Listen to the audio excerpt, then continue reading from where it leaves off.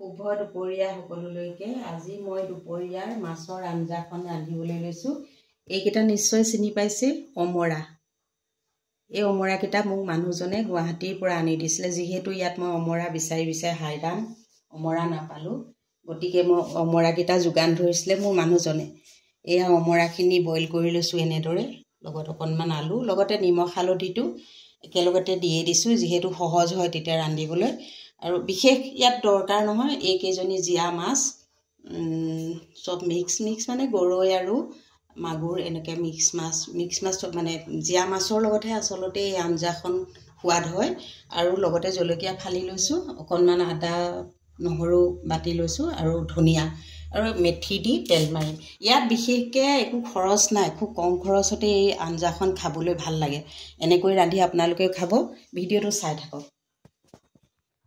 এয়া মোৰ কেৰাহীখন গৰম হৈছে, যিহেতু তেল দি দিলোঁ। এতিয়া মই নিমখ হালধি মাছটো টুকুৰা এনেদৰে তেলতে ফ্ৰাই কৰি দিছোঁ। হাফ ফ্ৰাই কৰিলেই হ'ল। এই আঞ্জাখনত হাফ ফ্ৰাই কৰিলেহে আচলতে খাবলৈ ভাল লগা হয়।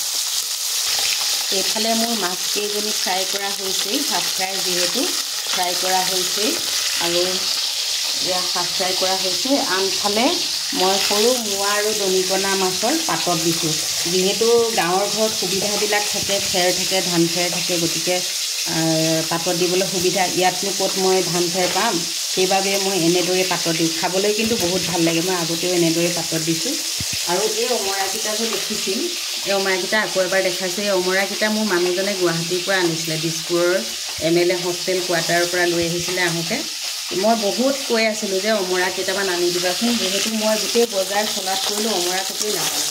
খাবলৈও বহুত মন গৈ আছে অমৰাৰ মাছৰ জীয়া মাছৰ আঞ্জা এখন। তেওঁ আনি দিলে, কিন্তু দুখ লাগিছে আজি তেওঁ আকৌ ঘৰত বৰ্তমান নাই।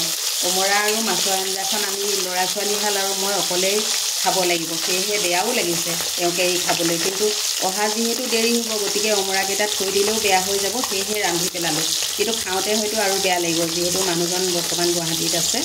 আহিলে যদি অমৰাকেইটা থকা অমৰাকেইটা ভালে থাকে, তেওঁক আকৌ এখন ৰান্ধি এনেদৰে খুৱাম।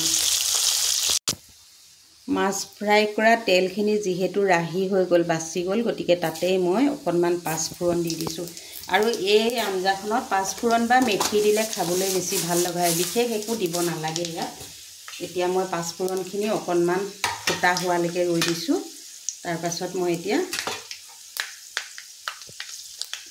মই এতিয়া পাঁচফোৰণখিনি যিহেতু ফুটিলে, গতিকে মই এতিয়া সিজাই থোৱা আলু আৰু অমৰাখিনি এনেদৰে দি দিলোঁ। আঞ্জাখনতে নিমখ হালধিটো আগতেই যিহেতু দি থৈছোঁ, গতিকে এতিয়া আকৌ দি দিলেও হ'ব। আৰু এতিয়া মই আদা নহৰু বাটি থৈছিলোঁ।